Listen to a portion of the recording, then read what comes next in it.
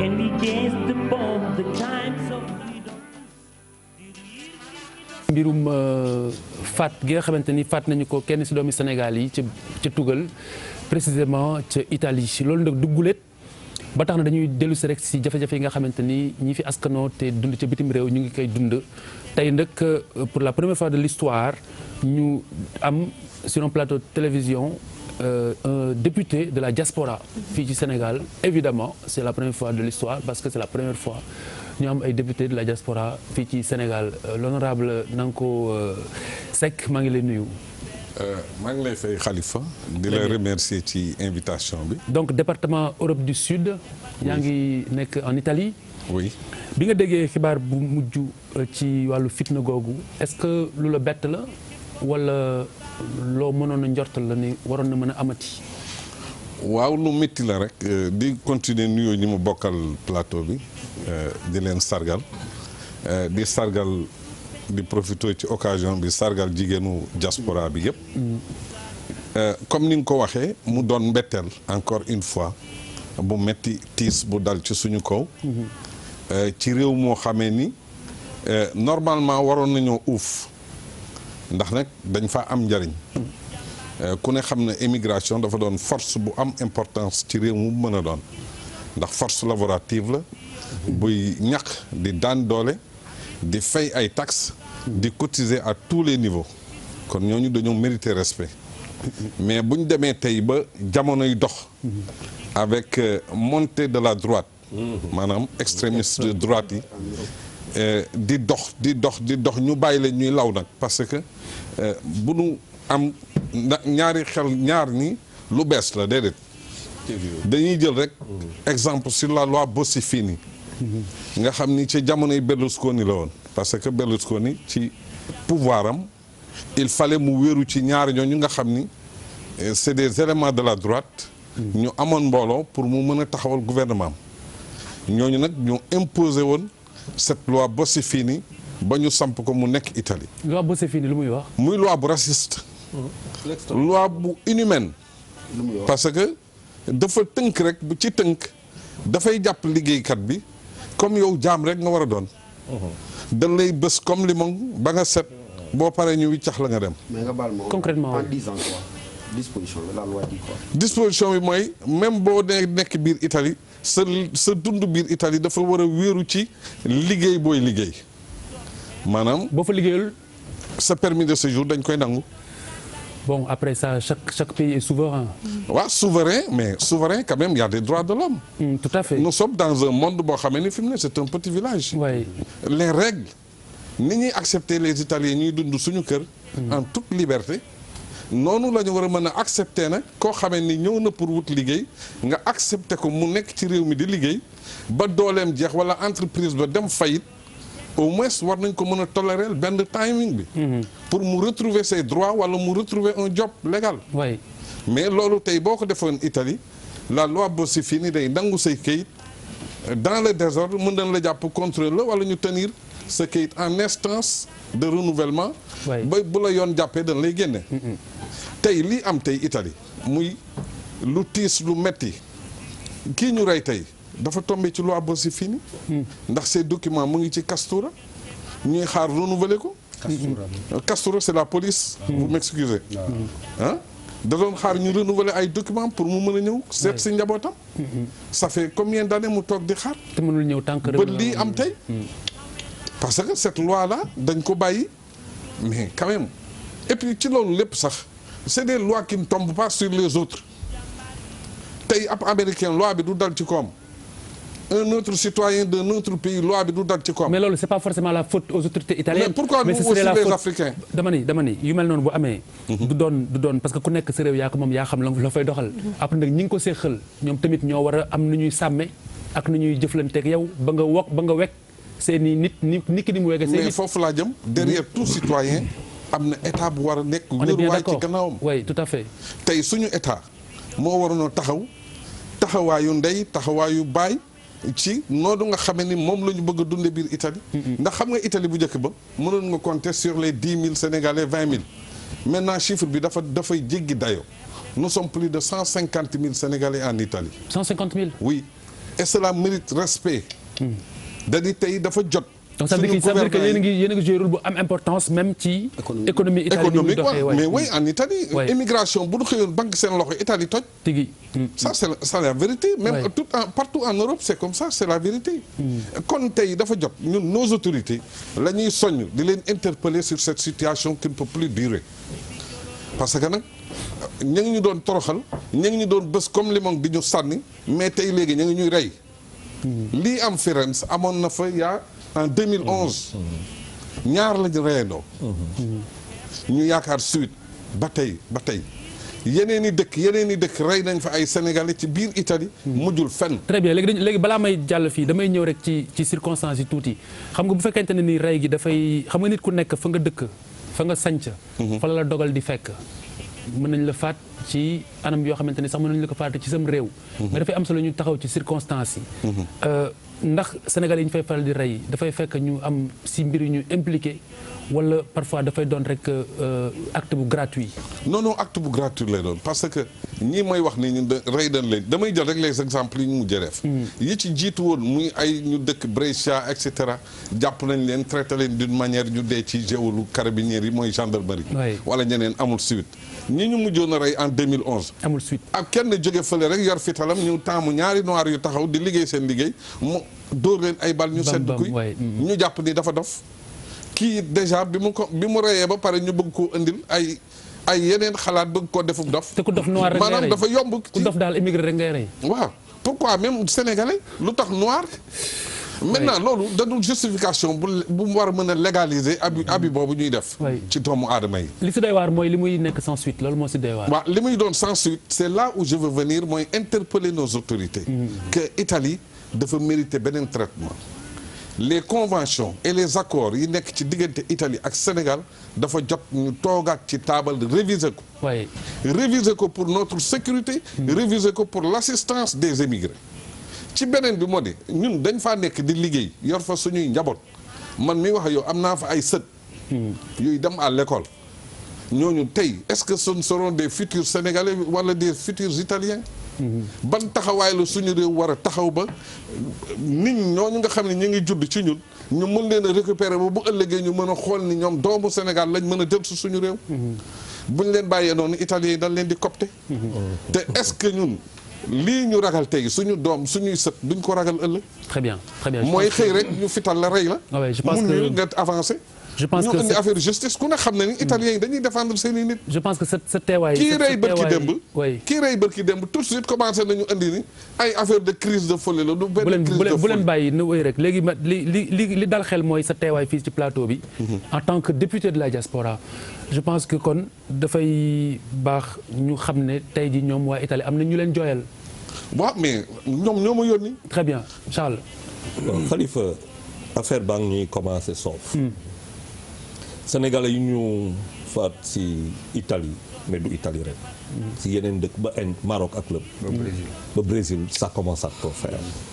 xam nga lan moo gën a metti ba doon émigré ba pare doon nit ku ñuul. waaw dafa metti lool. oui. si je ne sais pas si je me trompe defe naa nous sommes 3 millions de Sénégalais peut-être à l'étranger. 3 millions de Sénégalais yoo xamante ne c'est 1107 milliards yu dugg Sénégal 2017 loolu moo fi dugg. muy loo xamante ne ça fait à peu près le tiers de notre budget national. muy 12,5 de notre PIB. ñooñu bu newuloon foofu di yónni daan seen doole yónnee ko fii dëkk bi lu muy demee. pour dire combien il pèse si suñu foofu déjà lu ñu fay indi si dëkk yu ne.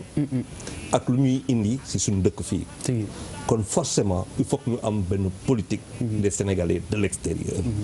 si ban jamono boo xamante ne l'Europe se barricade. boo demee Bulgarie tabax nañ mur. boo demee Espagne def nañ barbelé. boo demee yeneen dëkk ñu ngi tabax ay murs l'extrême droite mooy la montée de l'extrême droite. gis nañ lu mu indi Brexit comme la pratiquement. Hollande gis na lu fa xaw a xew. gis nañ Italie. pourquoi parce que d'abord il y a eu les crises Europe la crise faut pas l'oublier alimentaire la crise économique la crise financière de 2008. ak yeneen problème plus la crise des migrants. une faillite de nos politiques fii un continent très riche ñu am lépp. par contre on est très pauvre. Oui. Donc tey lu muy laaj mooy il a raison l'honorable député mooy que nous sommes interpellés pour faut dire ñun Sénégalais en tout cas. Oui. Nous sommes interpellés politiquement. Oui. Mais pas seulement au niveau des États. Absolument. Parce que aussi nañu xool parce que migration yi bu ñu ko xoolee. en termes lu doon dem dans les années 60. Oui. ba tey bu ñu xoolee on n'a plus les mêmes types de migrants. Et aussi beneen affaire bu am solo à mon sens mooy lu ñuy duggee ci dëkk lu ñu fay adapter comment on s'insère ci biir dëkk bi. loolu intégration boobu. moi je voyage quand même ñun ñëpp fii la ñuy voyager. lu am solo la. lu am solo on Très voyage bien. beaucoup te lu ñuy gis assez souvent. oui. ça pose un sérieux problème. Très bien leneen aussi prof bala ma ñëw si yow mooy il faudrait aussi que ñi teewal réew mi foofu ñu bàyyi politique bi te toppatoo askan wi. Et ça me permet de rendre hommage à qui comment il s'appelle encore je pense mu ngi tuddoon Cheikh Sadibou Diallo. Cheikh Sadibou Diallo moo njëkkoon nekk premier consul général de Lyon Cheikh Sadibou Diallo. Cheikh Sadibou Diallo bi ñu reyee ab sénégalaise bu sant Diédhiou bi ñu ko reyee ca Annecy Cheikh Sadibou Diallo jël na sax avocat moom si boppam. jël na avocat fayal ko boppam taxaw si pour affaire bi mën a sotti waaye Cheikh Sadibou Diallo moom mu ngay wax noonu Sénégal yi nekk foofu ñu si ëpp ñoo ko xeex politiquement. pour éjecter ko alors que. ni mu doon taxawoo Sénégalais yi foofu amul kenn ku ko mën a natable te politique du woon lu koy yitteel loolu lu may seddal parce que man du ma seddal kenn ci sama bànneexu ba kenn li ma gis la maa wax. yaa ngi dégg wax ji donc il faudrait que si consulat yi ñu bàyyi politique bi te taxawu askan wi. j'en profite aussi pour dire que en Allemagne l'ambassade d'Allemagne bi nekk foofu consulat ba ñooñu ambassade ba nekk sa Allemagne amuñu drapeau Sénégal gars yi bu ñuy dem di ko seeti dañuy réer. te dañuy jóge parfois dëkk ba dëkk def 5 heures de train dañuy réer parce que amul sax drapeau. mais on a vu benn consulat bu tëj pendant. très bien alors professeur waaw il faut ñu waaye politique bi te liggéey. mais consulat ça relève du ministère de l'intérieur. mooy dëgg. voilà prof. waaw déjà rafetlu la présence de honorable te également ni nga ko waxee. bu ñu amee ku leen waxal ñoom directement je crois que am na solo. et que tey vraiment ses responsabilités gën naa yokku. li ñu fi wax mooy constaté nañ ko ñun ñëpp. mais da nga koy replacer. ci contexte bi nga xam ne foofu lañ nekk légitime wu dara. mais yow sa bopp xam nga ne boo ko seetloo wax nga ko sa biir discours de plus en plus c'est les régimes d'extrême droite. bu newul directement un régime d'extrême droite waa ji dafa naan xëy na fee la bokk dans sa pratique politique la muy def te extrême droite foofu la jamono toll boo ko seetloo. donc environnement boobu bu amee. c'est vrai que suñu état yi. bu ñu dolliwul fulla ak fayda aar ñi nga xam ne ñoom ñooy seen ressortissants pratiquement ay laissés pour compte lañ doon chair humaine la ñuy doon pour loolu moom c'est clair mais il faudrait également nga intégrer li Charles junj léegi te wax ko maanaam par exemple ñun Sénégalais nous avons des comportements qui ne sont pas exportables ça c'est vrai ça ne légitime pas déedéet parce que taxaw jël ay fetel di rey ok on est d'accord loolu ma kenn mënut a terme pour légitimer ko loolu état yi ñoo war a jóg taxaw fulla ak fayda ni nga ko waxee am nay accord li ñu lee nañ ko appliquer waaye d'autre part ni ma la ko waxee bu ñu xoolee suñu bopp également nañ bañ a may occasion ci suñu nekkin ci suñu jëfin kële mën a am fu mu jaar ba buntu bu jaar si ñun parce que am na yenn nekkin jarul may dugg ci ay détails yoo xam ne fii booy dox biir Ndakaaru ci biir Sénégal ñun noonu la ñuy jëfee bu fekkee da ngaa dem feneen ne par force dama ko fay def te kuréel yi nga xam ne wala loi yi nga xam ne moom moo nekk ci réew ma daf koy tere di nga indi ay contradiction yoo xam ne dina indi buntu pour mu def ay excès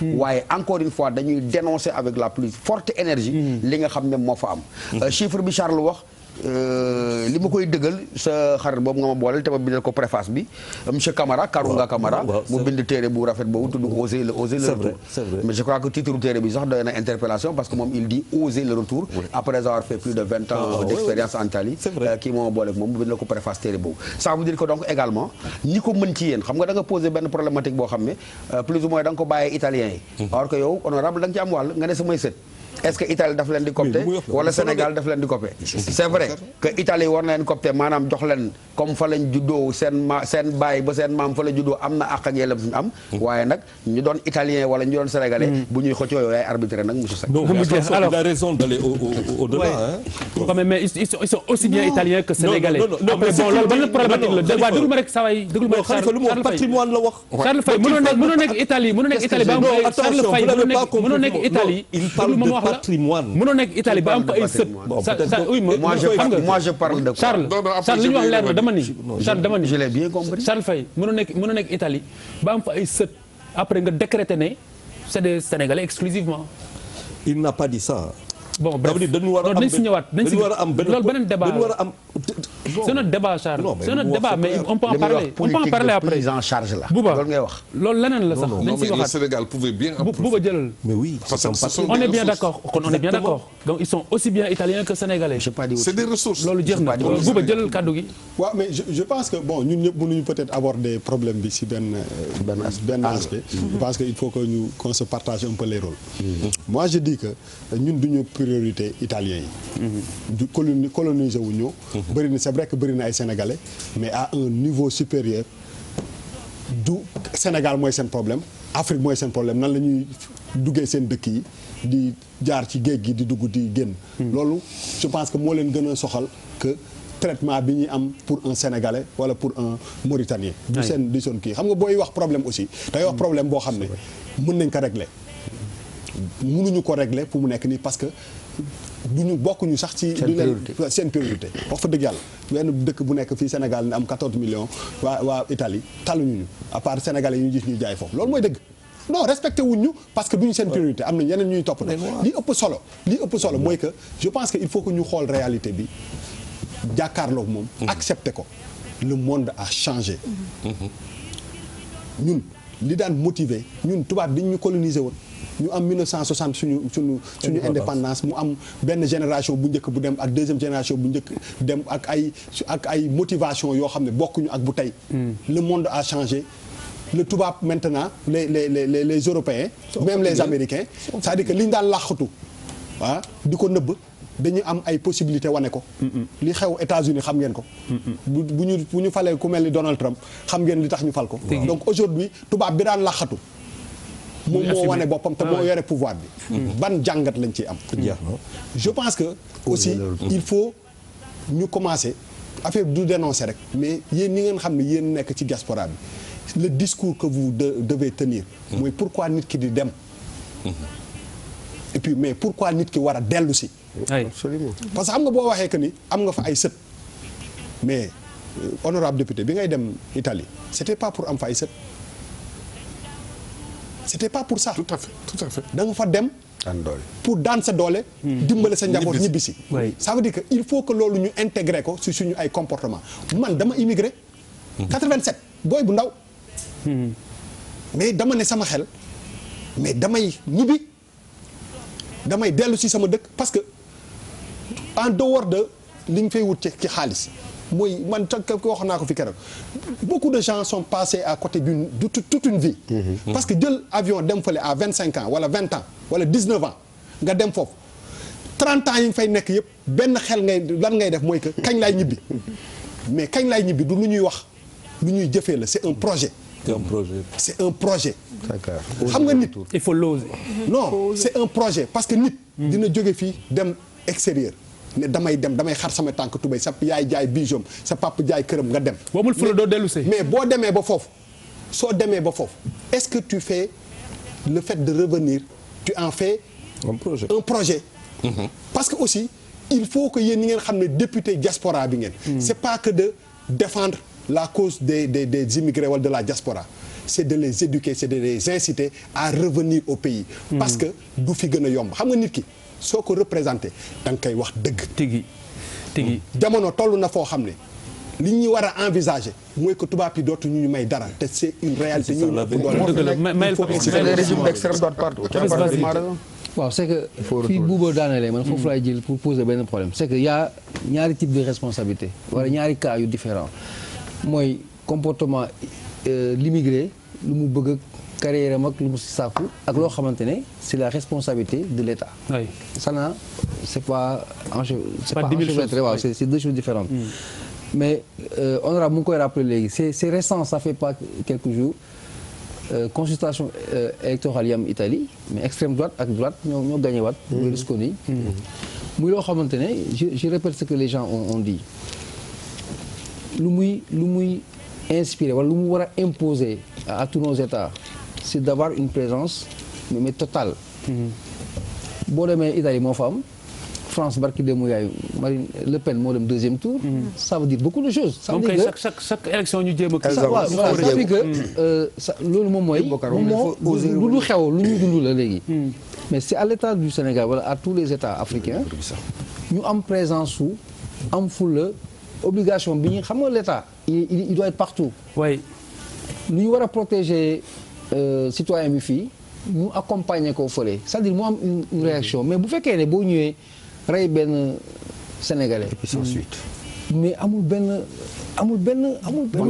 waaw du amul. on sent personne. on n'en parle même pas de la folie mu jeex. mais état boobu nekk concerné mais suba mais du bàyyi xel du si mais bu fekkee da nga am benn réaction diplomatique bu dëgër këj ba kilifa yi xam ne. man maa ko rappeler l'ambassadeur même. am na suñu benn. oui man maa ko gis ki ma leen wax nii góor gi ma leen wax nii Abou Ndar la. Cheikh Sadibou Diallo maa ko gis kooku ni mu taxawee bu ko consul bi doon taxawee. gis nga Khalifa. dëgg la Khalifa xam nga yëngal état mun na yëngal beneen borom état am si am na ay moyens. mais bu fekkee defoo ko nga banaliser ko ça veut dire que tu ne respectes même pas ton citoyen. mooy tax yi di andi. dëgg la mais exclusion bi nga xamante ne moo am en Europe moo am partout. c'est-à-dire que dans toutes ces formes c'est que formes yi ñooy varier rek. fii mu nekk un décès parce que nit dafa am fort mu dee. mais li ñuy Sénégalais yi wala Africains yi li ñuy dund au quotidien. dans les entreprises mais c'est plus que li ñuy gis nii. c'est la réalité quand même. mais dans un pays moom la dans un pays où chaque jour ñoom bu ñu taalee seen télé yi gis 1000 Africains yu dugg ci benn bateau di daanu di dee. waaw dañu tiit c'est-à-dire que non la valeur d'une vie d'un Africain. foofu la njëkk a wàcce. c'est-à-dire que la personne bu taal téléem gis que ni 1000 dee nañu nga foog ne bu génnee seet benn Samba Ndiaye ci mbedd mi du ko respecté. donc en fait en réalité. même psychologiquement. moom laay wax ni psychologiquement la vie d'un Africain. mais leen Marème attendez c'est quand même la journée de la femme.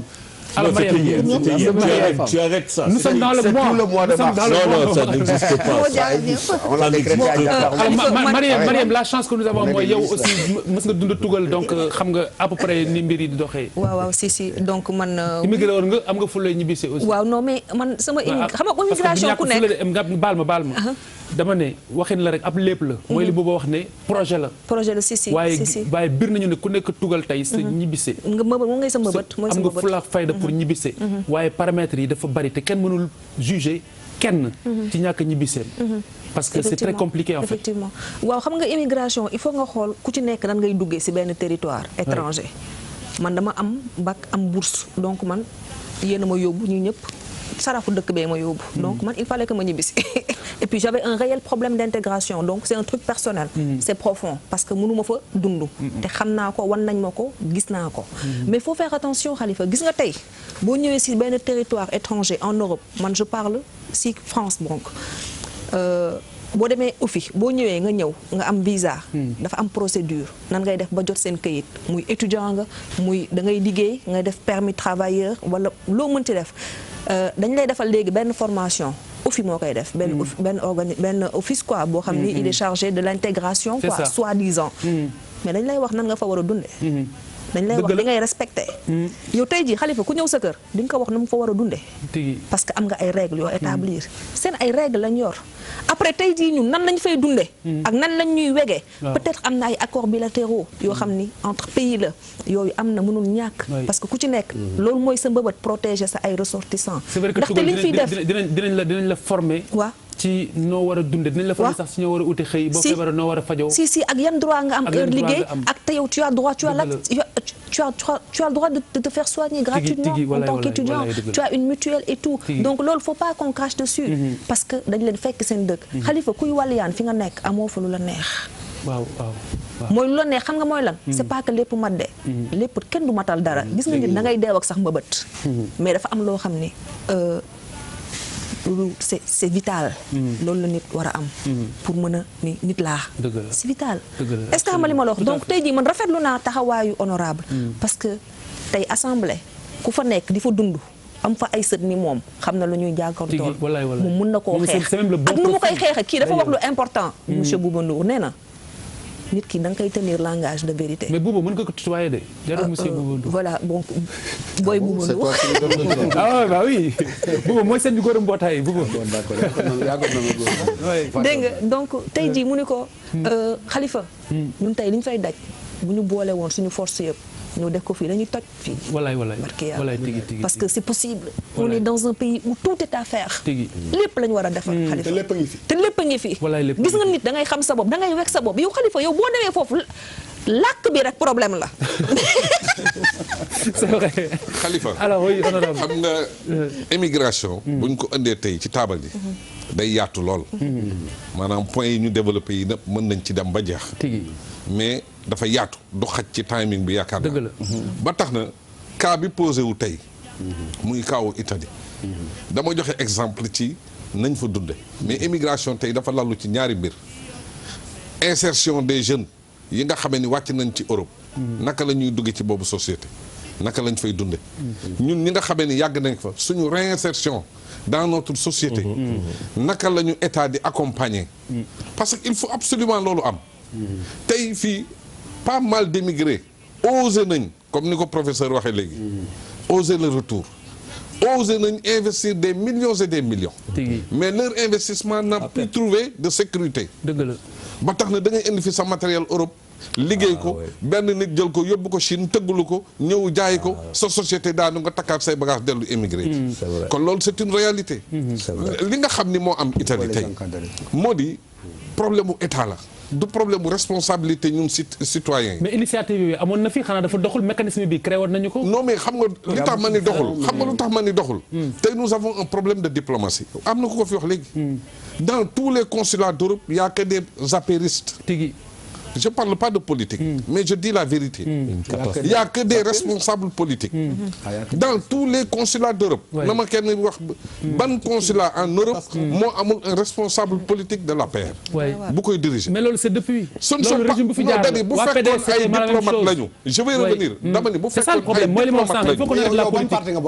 man boo gis-gis de Pape Diop. benn la rek c'est-à-dire que. waaw ba tey c'est la même chose. non Khalifa doo may virgule rek. non je ne suis pas d'accord. de quoi parce que xam nga lu tax. xam nga dooy wax benn affaire munoo wax benn moitié. nga bàyyi beneen moitié. honorable avec tout le respect que je vous dois li nga wax nii. man ànduma si parce que tout simplement da ngay wax opposant ngay wax. yaa ngi wax politique non yaa ngi wax politique. c'est pas nouveau. ce n'est pas nouveau. je suis d'accord avec lui. ce n'est pas nouveau. même si c'est pas nouveau. et ce n'est pas le problème xam nga lu tax moom ce n'est pas le problème. parce que ñu dégloo c'est pas normal. on même xam nga ci problème bi nga bokk même si c'est pas nouveau c'est pas normal. bu taxawal prof même ma may ko benn bii rek dama ne ce n'est pas nouveau li nga wax nii bi fi PS nekkee c'était la même chose bi fi PDS nekkee même chose bi fi APR nekkee même chose mais dama ne la sànq j'ai cité un exemple Cheikh Sadibou Diallo à l'époque il était du Parti démocratique sénégalais. pourtant il a été un excellent consul général. Ce n'est pas le problème. xam nga da nga ma dagg. parce que moo war a répondre à une question bien précise. attends prof. je parlais de diplomatie. prof vas-y. non j'ai dit dama ni je parlais de diplomatie. honorable foog nga may ñu ne yow yaa forcé un peu les termes du débat. parce que bu fekkoon yow da nga ne man je suis en dehors de ces considérations politiques. bokkuma fenn waaye boo ne consulat yëpp c'est des apéristes. je dis encore que ce n'est pas un mal en soi. est-ce que mais c'est la triste réalité. waaw de dama ne xam nga fa nga leen di atte est-ce que ñu ngi taxaw ña fa nekk. c'est tout ci seen ak seen yelleef su ko defee ñu. parce que moo précédé lépp ci laa jëm. mais bu fekkee da nga koo jël versé ko sur le compte de il est apériste il est nagam ça change le débat. dama ni bu fekkee loolu mooy origine li ñuy dund. parce que tey. un vrai diplomate mais c'est depuis quand l'histoire des meurtres tout ça est-ce que c'est depuis l'arrivée de l'APR? non c'est pas on est bien d'accord que ça n'a rien à voir avec l'APR. moo tax ça n'a rien à voir avec des consul. non mais ça a rien à voir am na lu mu ci tënk. dama bëgg gis parce que taxawaay ba ñu waroon a taxaw askan wi duñ ko def. ma wax la benn affaire. ils n'ont pas intérêt à assister les gens. vous me laissez continuer. honorable dama lay seedeel ne honorable dama lay seedeel ne. fa ñu jëm honorable man dama la bëgg a seedeel ne. dama la bëgg a seedeel ne man xam naa li ma la wax parce que dem naa tugal dama laa seedeel ne émission bi ñi koy seetaan Sénégal. ëpp ñu ñi koy seetaan tugal. tout à fait yow tugal moo la fi tax a toog. njaboote leen. ñu dellu soit ci débat bi. merci. actuellement. sénégalais yi la ñuy dund foofu. ban taxawaay bu gën a urgent la suñu autorité war a taxaw peu importe fu ñu bokk jamono ji pour loolu mën a. war a jël tey suñu autorité fu ñu war a taxaw. moo di convoquer une commission mixte entre les deux pays. très bien. toog li nga xamee ni dox na ñu seet nu ñu koy consolider. li doxul ñu seet nu ñu koy rectifier seet tey réalité ba ñuy dund en Italie avec nos plus de 150 000 Sénégalais la ñuy dund ñu jéem a seet ak les Italiens parce que bërki dem boo jaay un ministre des affaires étrangères italien ñëw na fi signer un document signer une convention xamuñu le contenu xamuñu lan la tout ça c'est des problèmes donc commission mixte la ñu war a teg mais loolu c'est public. Khalifa. entre les deux États oui. seet la nga xam ne ñun ñu ngi koy dund tey nous versons des milliards dans les caisses de l'État italien on est d'accord depuis toujours. non mais depuis toujours mais ñun ban assurance la ñu am ne bu ñu ñibbisee suñu réew avec cette loi que je viens de citer qui est la loi Bossi-Fini nga xam ni dañuy xëy rek takk la ci avion nga ñibbisi lañ fa versé ci suñu alal kan moo ñu koy fay loolu avant nga ñëw sax posé nañu problématique suñu bi te duñ ko pension bàyyi te non sottiwul. yéen a ma laaj qu'est-ce qu'on doit faire dama ne ñun suñuy pension de retraite kan moo ñu koy assurer ëllëg man mën naa xëy wàcc Italie suba ñu nanga sama sëñu xotti ko takk ma ci avion delloo si on est d'accord kan mooy être derrière moi donc li nga wax na transcender ñi fi nekk. foofu la ñuy interpeller les autorités. Très bien. D'accord. Nos autorités tey à commencer par le chef de l'État. La pertinence de l'histoire. État mënu am benn dëkk bu mu am 150 000 ressortissants. te am fa une présence mais permanente. c'est un minimum. Vas-y 150 000 personnes dafa bari quand même. man en fait dama amoon benn question pour moom. parce que bon on en profite parce que en fait moom dafay représenter le quoi ban zone. Europe du Sud. Europe du Sud. Oui. Parce que man am naa question bu may kii par rapport ak yéen seen liggéey bi ngeen di def foofu.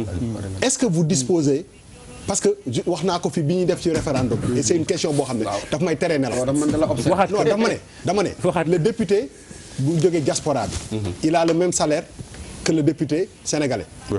Avec les mêmes avantages. Oui. Est-ce que vous avez un budget supplémentaire qui vous permet de couvrir toute cette zone bi nga xam ne yow yaa koy toppatoo. Non, pas encore. mais léegi parfaitement léegi nan nga mën a nekkee di représenter des centaines de milliers de personnes te xamoo sax amuloo budget parce que en fait quelque part il faut boo leen ñëwee di ñu wax dara ñun askan bi ngeen wax ñu lu leer yow amuloo budget pour couvrir toute une zone amul benn xaalis bu ngi lay jox pour nga mën a voyager dem nemmeeku nu ñuy def yan problème la ñu am tey jii sénégalais bu dee woon ci zone bi nga nekk amuloo billet d'avion boo jënd dem fa boo ko jëndewul sa xaalis.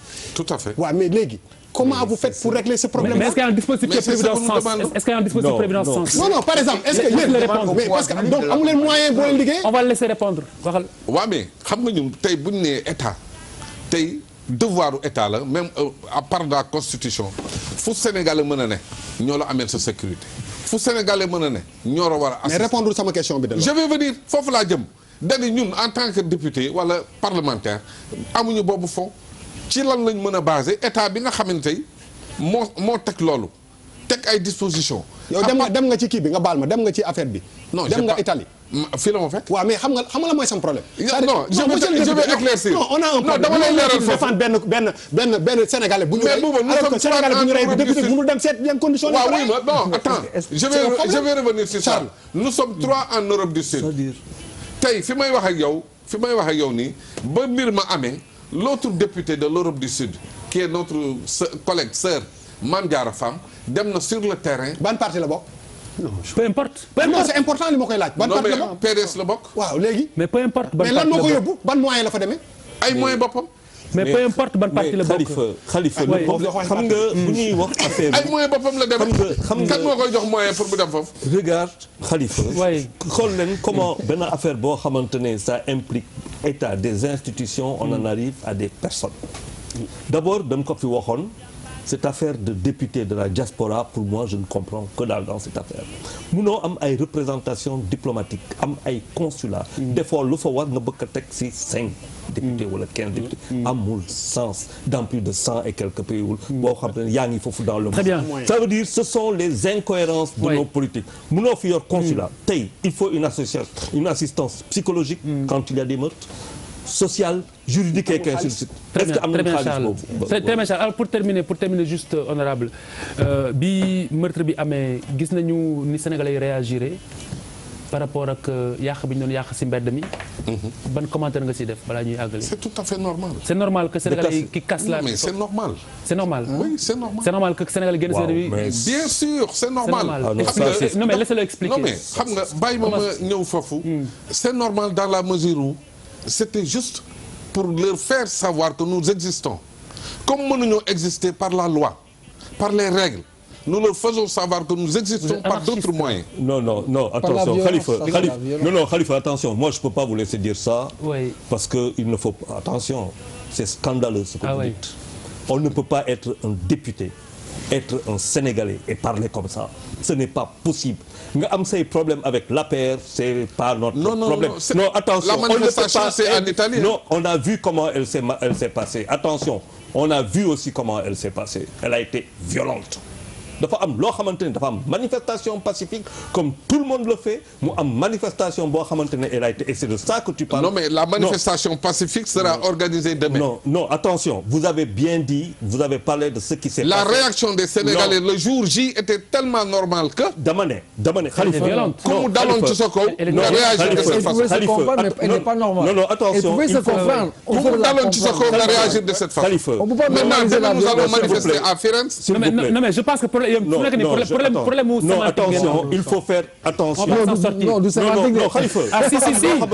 Non mais moom li mu wax moom il conçoit que loolu c'est normal. Mais normal c'est pas le mot. Mais je suis désolé. Oui. Je suis désolé Khalifa Sénégal fii doomu bitim réew faat nañ ko fii. Oui. dëkk bi ñu ngi rey suñuy doom. Quand on est un responsable de ce niveau dafa am wax boo xamante ne mën nañ ko wax ak lu mënul ne. On ne peut pas faire ce qui a été fait. Maintenant, il appartient à nos États et à vous, si vous en avez les compétences requises de faire votre travail. Loolu, mais il faut pas venir dire aux Sénégalais na ngeen dem si biti bu ñu reyee kenn ngeen dem di faat wala di gaañ, c'est inacceptable. Ça, je ne peux pas l'accepter. Mais Khalifa. li ma leen rek moo ma jaaxal. suñu député yi. L'opposition ne justifie pas. bu problème amee fii ngeen toog di ko wax yéen mari ci doo leen mën a dem sax dem fekkee ko. amul njëriñ j'ai pas dit da ngeen dem. Parce que la manifestation pacifique sera organisée demain à Florence. Mais vous êtes les députés yéen mënu leen fa tax jiite yow normalement. Laissez-moi continuer mais honorable yow yaa waroon jiite marche bi yow député diaspora bi ci ñu ko jiite nga waroon nekk. Non mais alors je vous remercie beaucoup. Merci beaucoup honorable député Nanko Seck ñu ngi feddali suñu tiis. di feddali suñu njaal jëmee ko ci njabootu ki faatu ak mboolem diaspora bi mais nous restons médusés tout de même par rapport à l'apologie de la violence parce que je pense que nga nekk si réewu jàmbur tamit même bu ñu reyee sa doom boo génnee si mbedd mi di yàq bu ñu la fa fitalee tamit yaay tooñ. mais le pire. Mais Khalifa, est-ce que tu sais Khalifa, il va avoir de plus en plus d'Africains tués. Parce que boo toogee Bouba, tu as dit tout à l'heure ay images. Alors je pense que ce soir on a abordé beaucoup de sujets sur lesquels Charles, nous sommes obligés de revenir sur un certain nombre de sujets yu ñu posé ni ki tey jii Nanko nga baal ma honorable il faut nga ñëwaat fii parce que la question des émigrés ak problématique bi jeexul tey nga baal ma ak waxtu ñu dab mais il faut nga ñëwaat il faut nga ñëwaat Il n'y a pas de souci mais de toutes les façons violence bi moom leen gaawantu fatu mi ngi doon gaar ni bi jolol yu teddi. Alors gis-gis bu njëkk bi moom mooy maître Seydou Diagne mooy avocat bu Aïda Ndiong ginnaaw bi ko CREI seetalee ci wàllu enrichissement illicite bi traque des biens mal acquis mu ne suñu cliente daanaka fi mu nekk nii féex na maanaam soulagé na am xelam dal na delluwaat na si ngorom ak ci dignitéem donte mosu leen a ñàkk dans l'idée Papis passe alors Mariam loo si xam. Aïda Ndiong ginnaaw bi ñu ko blanchiré. réaction avocat bi. baax na ko ñëpp kontaan nañ kay alhamdulilah. alors Bouba. boo xam ne ñun ay sénégalais lañ xam nga rek maire yi moom am na aat bu ñuy kii day soxna boobu rek nga leen di xoolee. donc bu benn Adja génnee noonu moom. après da ngay bàyyi. Professeur je suis dans les mêmes dispositions affectives que Bouba. surtout d'autant plus que ñu ne yoon setal na ko ba mu set wecc. parce que Aïda Ndiong quoi qu'on dise ci ndey réew mi la bokk. c'est une grande dame. qui a joué des rôles très importants. li am solo nag du loolu. mooy que ñu ne tuuma yi ñu tegoon yëpp. yoon trace na ko ba mu set wecc. Très bien Charles.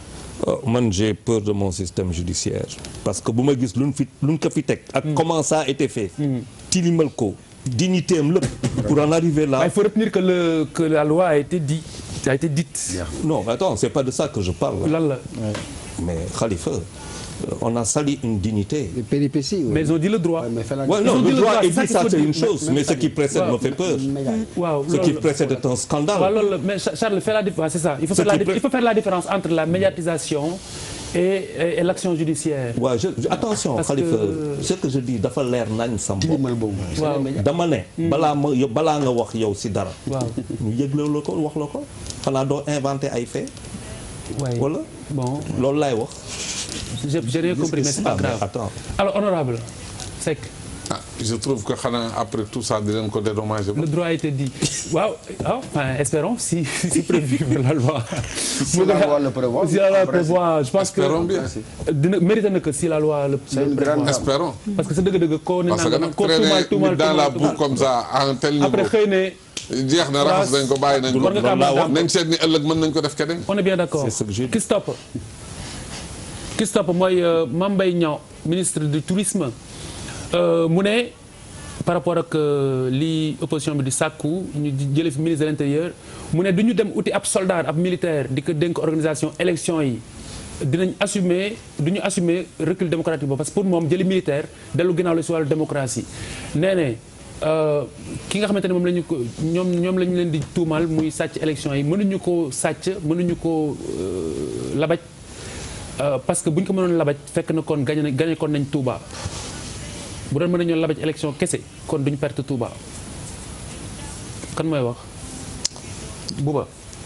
waaw mais je pense que li fi xew ci élection législative yi passé ah bu sénégalais bu objectif amul les inquiétudes ci organisation élection présidentielle yi c'est parce que da ngay wax lu la neex je pense que aujourd'hui seen responsabilité du président Macky Sall mu organiser ay élection jox ko nit yi nga xam ne ñoo ko war a organiser on peut pas être juge. pour yow un militaire c'est un recul démocratique. non man déggoo man la man demuma ba Cheikh. bu lu ma wax leer na. voilà li ma wax man du ma wax militaire wala dama ne la. aujourd'hui par rapport ak li fi xew ah ñoom dañu am responsabilité organiser élection yu jaar yoon. Très bien. te élection yu jaar yoon xam nga fu muy commencer. Oui. maintenant pas le jour J. maintenant pour que ñu fexe ba nga xam ne bépp nit ba nga xam ne da nga am war a am carte nga am ko. nga voté ak ki la neex. loolu moom mooy seen responsabilité. waaw professeur texte bi lay xoolal.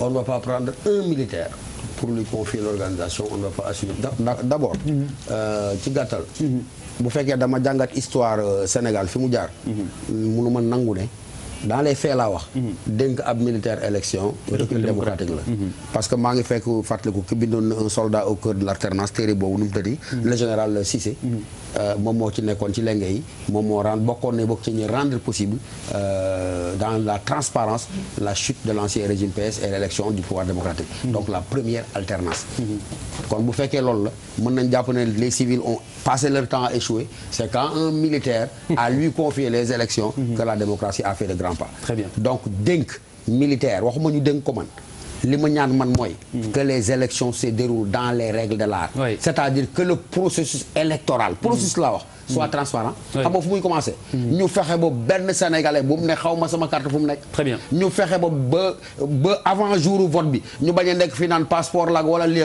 bu ñu régler loolu je crois que on a réglé l'essentiel du problème. Très bien. Sénégalais yi am nañ fulla ak fayda nga xam ne xalifa kuñ doyal ci yow dañ lay dàq nga jóge fi. tigi wane nañ ko kay. waaw Charles. Khalifa d'abord mes respects mon général deuxième chose c'est que le militaire est quand même un Sénégalais. Bien entendu.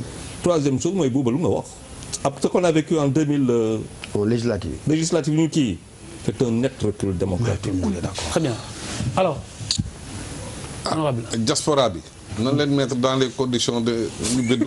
je crois que mënoo jël réew mu mel ni Italie. ak la fa nekk ci doomu Sénégal.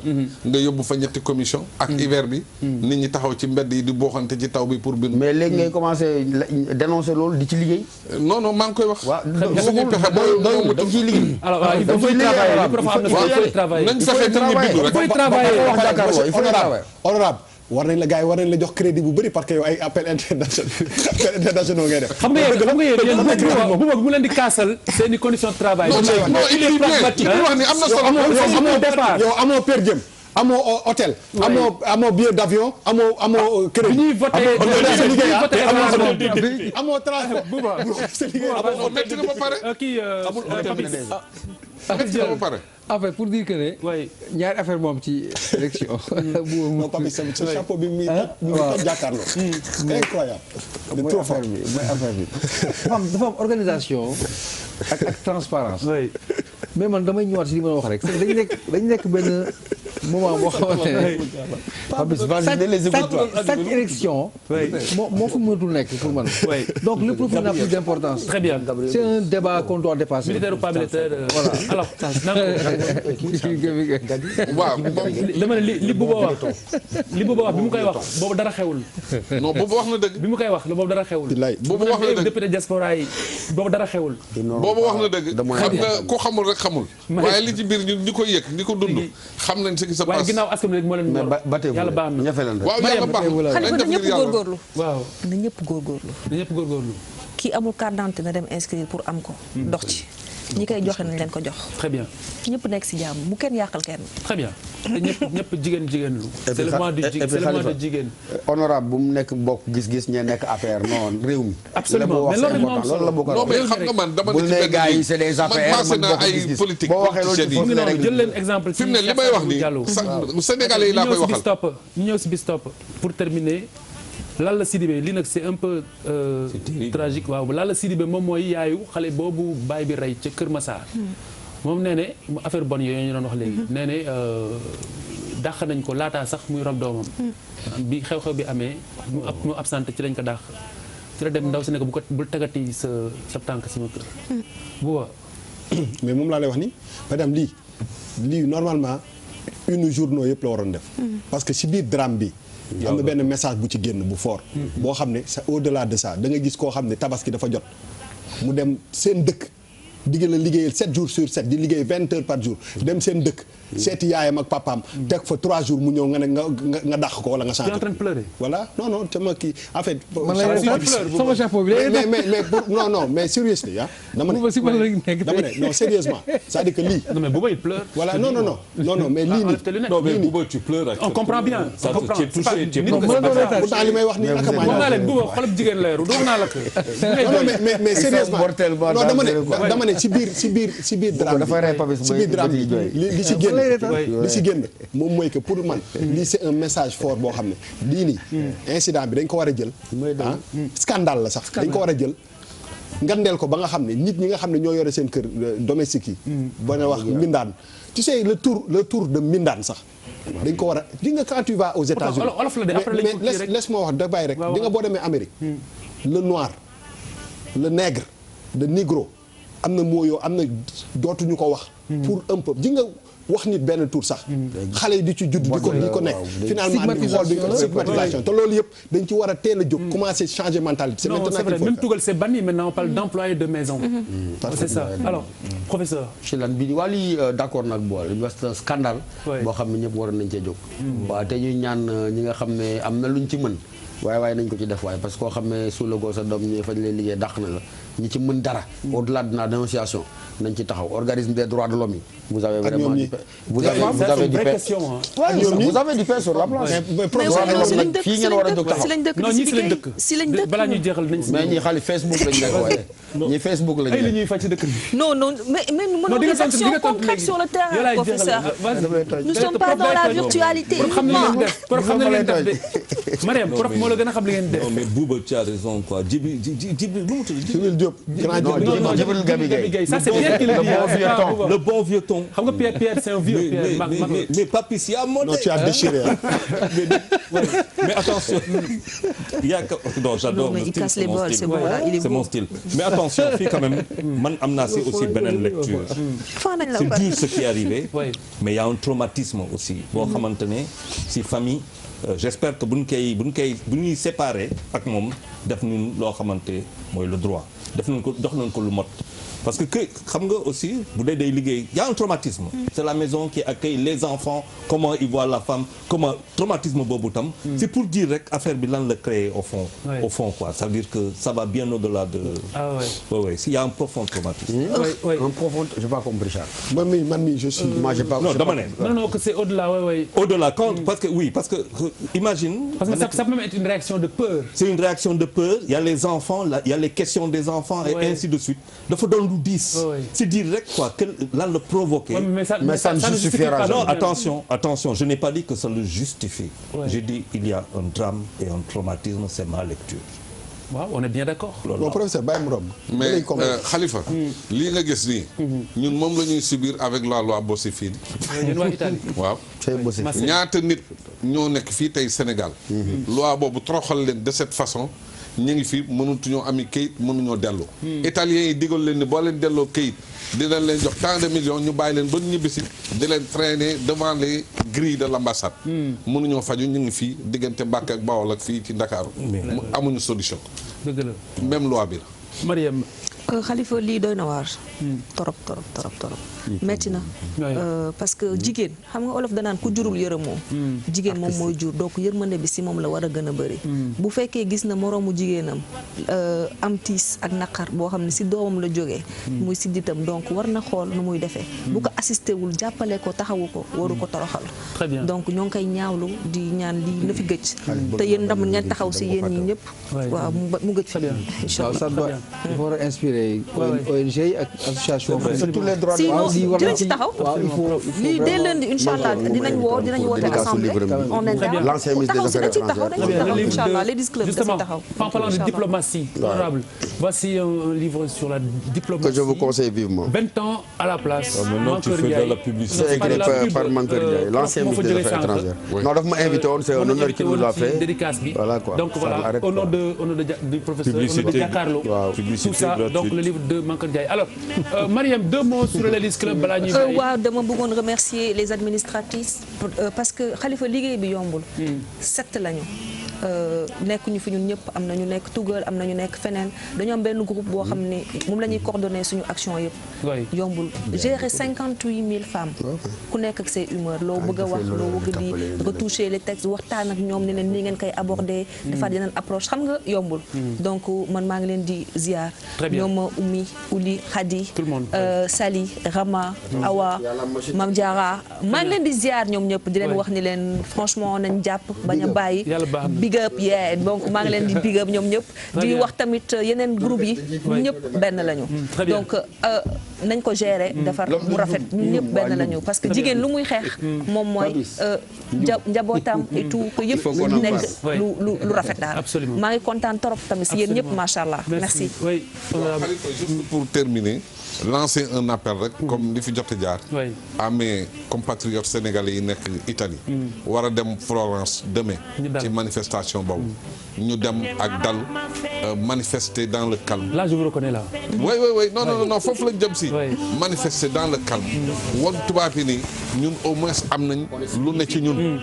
ba tax na on est de tout cœur avec eux. Très bien. ñun ñoo leen nañ nekk foofu ñun ñu nekkal leen fii. incha allah. ça marche. maa ngi lay remercier encore. merci honorable te di nga ñëwaat pour ñu gën a yaatal affaire bi. incha allah y a pas de souci. il faudrait aussi me trouver l'auteur de Oser le retour. Karunga il faudrait que Karunga aussi il parle wolof. Très bien. Il faudrait que Karunga vienne. Excellent week-end. soldat bu tumuranke ci guddi gi